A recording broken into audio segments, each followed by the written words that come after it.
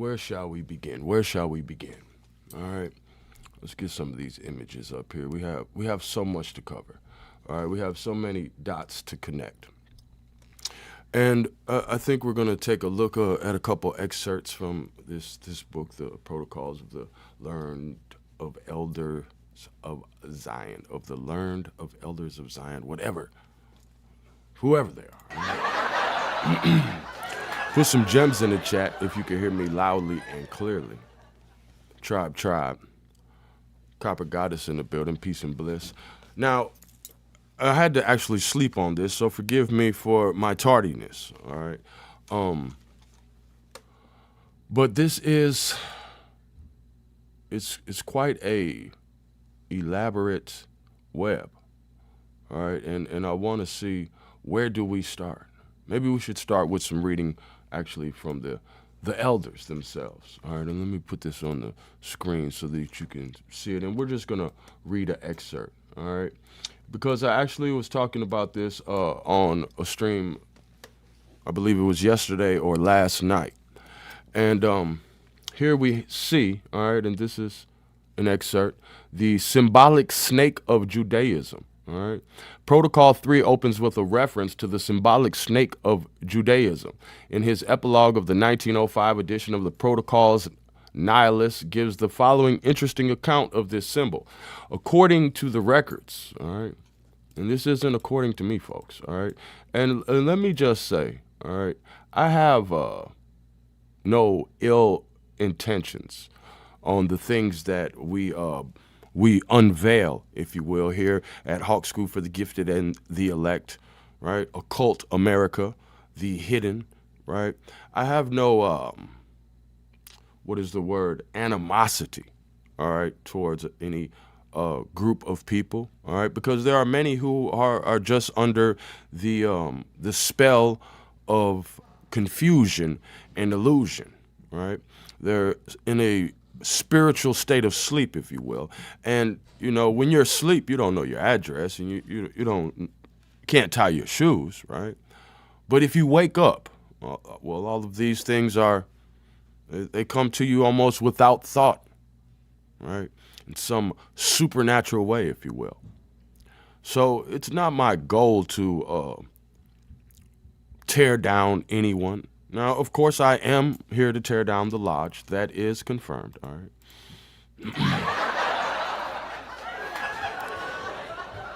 That has been confirmed. I'm definitely here for that, all right? And the reason why is because these are the people who are responsible for usurping the land and names of my ancestors, right? And those who they had alliances with.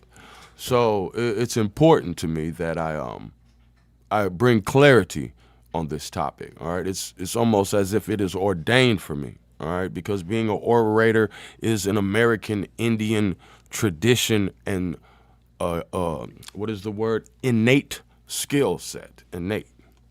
Yeah, that's it. Yeah, turn up.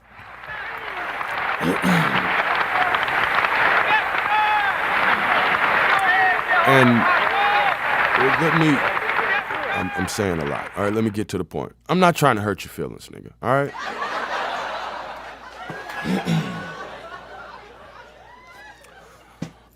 There have been many things that I have come to discover, all right, in my own research that may not have agreed with what I was taught or may not have agreed with what I thought previously, right? Wa alaikum salam wa rahmatullah wa barakatuhu.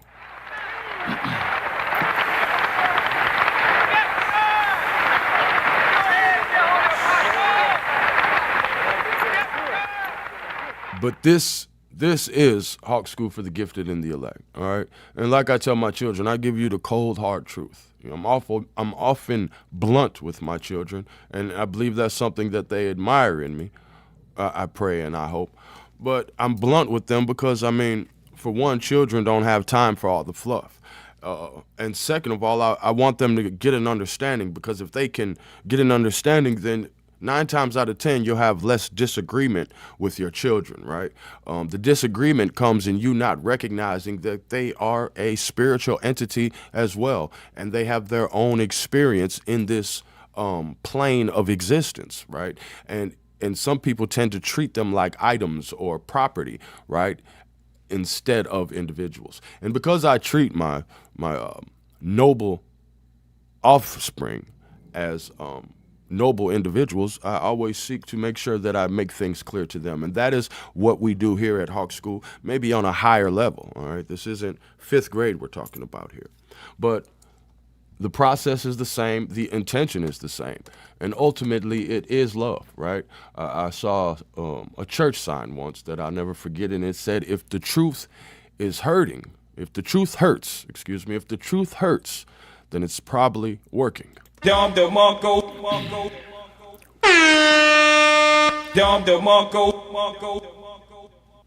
often these truths will hurt, all right? But just a little bit of sugar will help the medicine go down. No diddy.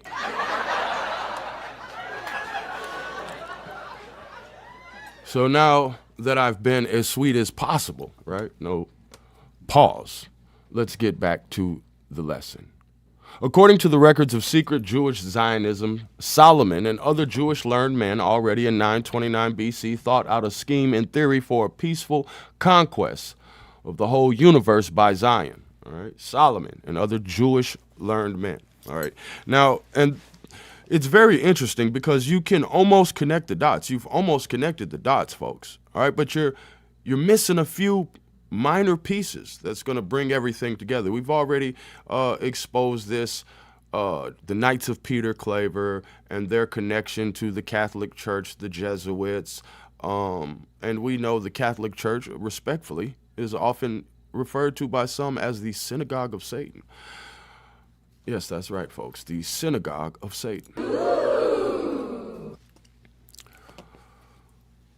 So obviously this isn't the church your grandma thinks she goes to, all right, respectfully.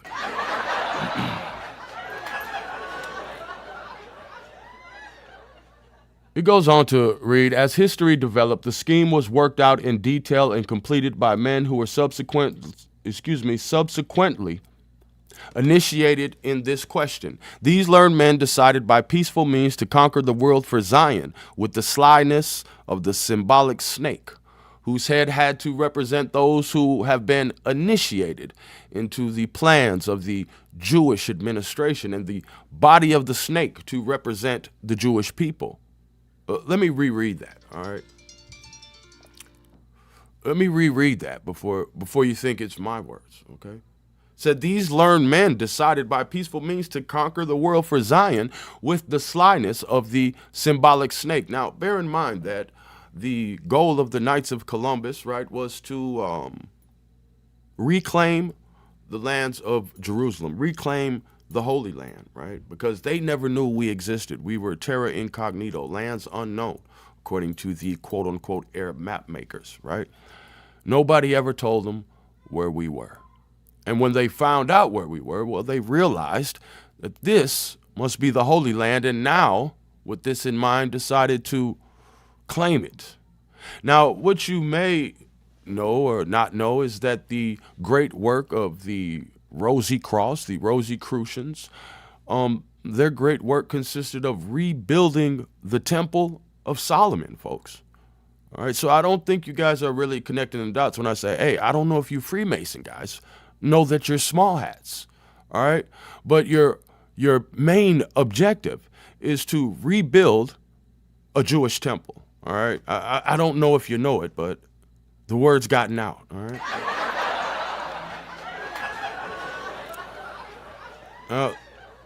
These guys talk heavy Christianity, all right, but they're small hats. And we'll connect all the dots and break it down, but let me continue the reading. These learned men decided by peaceful means to conquer the world for Zion with the slyness of the symbolic snake, whose head was to represent those who had been initiated into the plans of the Jewish administration and the body of the snake to represent the Jewish people. The administration was always kept secret. Probably the best example of this was during the peak of the Renaissance in the 16th century, when mystery school initiates were at the forefront of dispensing the secret teachings. That would be in the 1500s, folks. All right, so this guy, Pascal Beverly, all right, this mulatto, for lack of better terms, also referred to as the Black Doctor Strange, all right. Well, he was born about 375 years after the 1500s, all right, guys?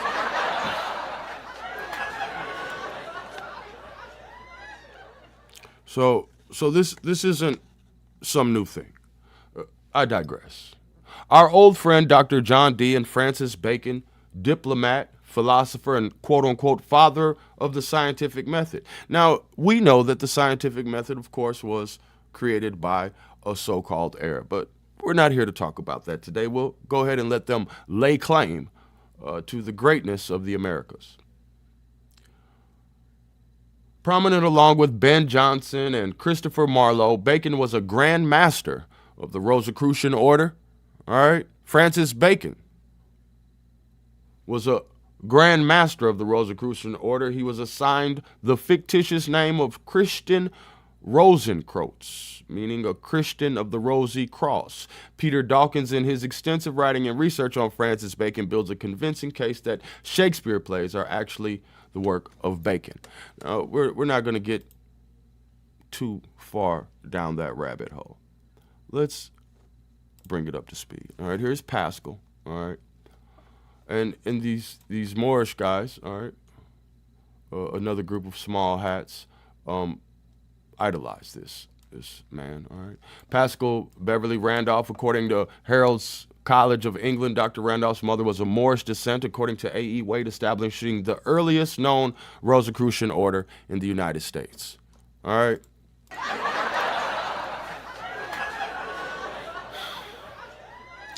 I just want to know why these guys are trying to take this witchcraft, right, and make it as if it's something of ours. Let me continue with reading. And this is, of course, directly from their sites. Now, according to them, I guess they don't know, all right, that he was born in 1825, approximately 300 years after the Rosicrucians had already come over here, right, claiming our land and changing laws. Let's continue. Pascal Beverly Randolph was an American medical doctor, occultist, and writer. He visited England, Scotland, Ireland, France, Malta, Egypt, Arabia, Syria, Palestine, Turkey, and Greece. Randolph introduced the principles of sex magic, Tantra yoga, to North America. All right. Two 20th century occultists and practitioners of sex magic, Theodore Rose of Germany and Aleister Crowley of Great Britain. All right. Two more witches and homosexuals, very well known, respectfully. Were heavily influenced by Randolph in both organizing the OTO and in their sex magic rituals. He was also a teacher of Helena Blavatsky. She referred to him as Moria, one of the ascended masters. All right, and this guy actually calls himself Thotmore.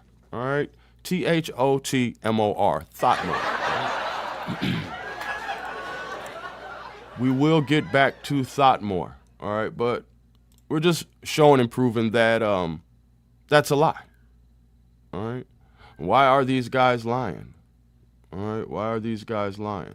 Well, what are the connections in America to these Moorish Zionist temples? All right. Here's their temple, guys. Like, I'm not slandering anybody or making anything up. Right. All right. Now here's the Knights of Peter Claver. All right. Socialist Catholic Church. All right. And they're hand in hand with these guys. All right, so it's not anything that I'm making up. All right, but let's start from the top. Let's start with Rabbi Arnold Ford. All right, born in Barbados, 1877, claimed African Jewish ancestry, folks. Now, and here's the interesting, he's also the musical director of the Universal Negro Improvement Association, and he actually wrote the anthem. All right? Yeah, Yes, he actually wrote the anthem. Do we have it? We have it up, all right? But he wrote a whole book of hymns, all right? Here's the Universal Ethiopian Hymnal, all right? And he's on there. And we'll get more into Rabbi Ford very shortly, all right? Let's get him out of here. We already went over that.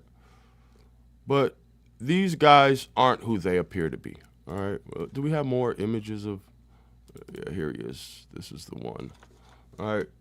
These guys are shapeshifters, all right? This is also Rabbi Ford, all right? Do we have more pictures? Yes, this guy's a shapeshifter, all right? So this is also Rabbi Ford, all right? And you'll notice that these guys are a very elusive bunch. Yeah, I'm looking at it. I had to go on my phone to look at it to see it skipping. Let me check. It just completely blocked out everything. So let's reread it. All right. His interest in mysticism, esoteric knowledge, and secret societies is evidenced by his membership in the Scottish Rite Masons, where he served as master of the Memmon Lodge. All right. Let's get him back up here. Master of the Memmon Lodge. Freemason, all right?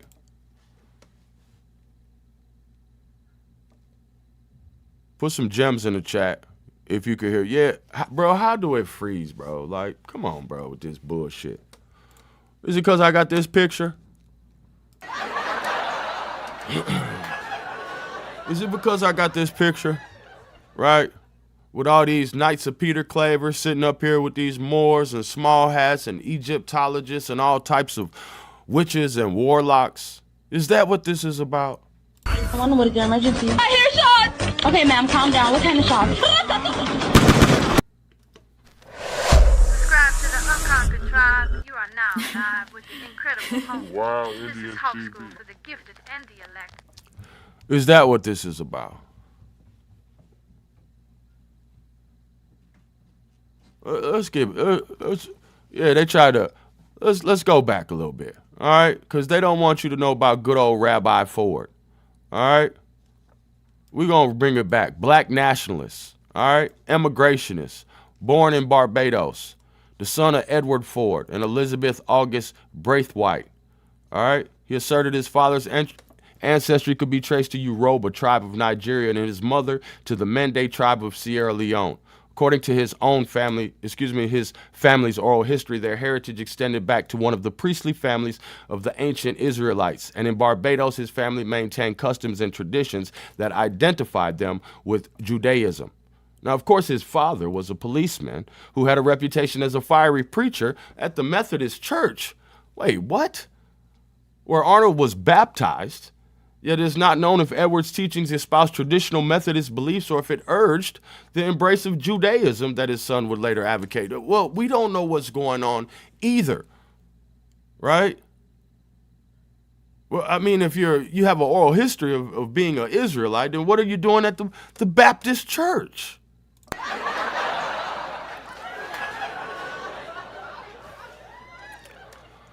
Ford's parents intended for him to become a musician. They provided him with private tutors who instructed him in several instruments, the harp, violin, and bass. And I will again show him on the block in Harlem, all right, with the bass. All right, one at a time, y'all. We got the Incredible Hulk in the building. What's up, man? Oh, shit. All right, there they are hanging out, all right, at one of the temples. All right, we got plenty of them. We're just getting started. We're just getting warmed up. All right. And the reason it's an issue is because we're showing and proving that these guys, these name stealers, all right, we got Morpheus here, all right, and they're shapeshifters. All right, these guys are shapeshifters. Y'all got to get it together. Y'all got to get it together. Straight up, bro. What is we talking about, bro? Let me get some more shit up here, bro.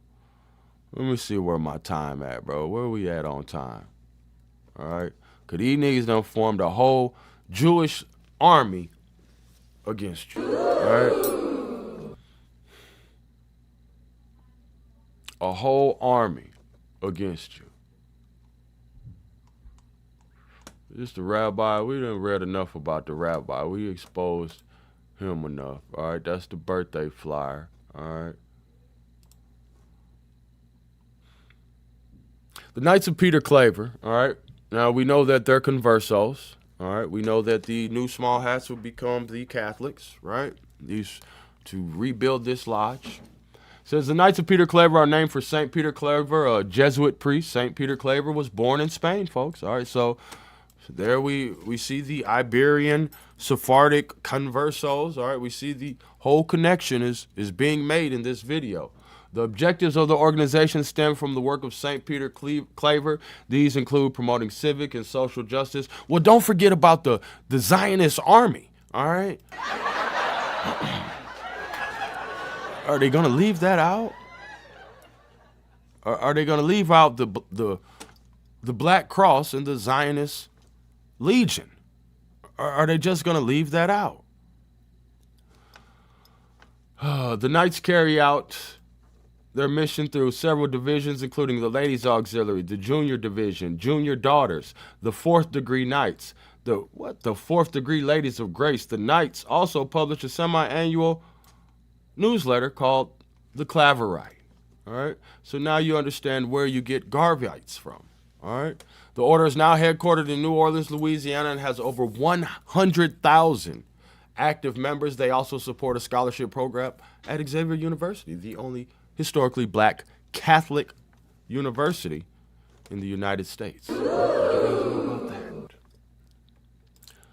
Did you know about that? Subscribe to the Unconquered Tribe. You are now live with the incredible host. Wow, This Indian is House TV. School for the Gifted and the Elect. Oh, what a tangled web we weave when first we practice to deceive. Let me do some shout outs, man. We got 50 people in here. That's a little blessing, bro. They even let that many people the stream go on that long, right? Without it being interrupted. Put some gems in the chat if you're learning something. Empress Goddess Namaste in the building. Lil Yos in the building. DJ ZPE in the building. Let's get, a matter of fact, I got some more video. Why are you so concerned with these Freemasons, Hawk School? Why does it matter? And actually, we're gonna get a little more heavy into the build. Here's some of these small hats. All right, so these are the guys who was fighting for control. All right, cult leaders. All right, these are some more of your.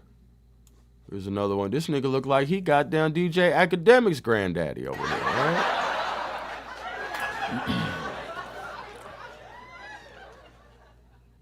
All right, these are some of these murderous small hats, all right? In the lodge, down with the lodge. There's some more video up here, all right? And here you can see in their hymn book, all right? And it's, we shall overcome in Hebrew, all right? What the fuck is going on, bro?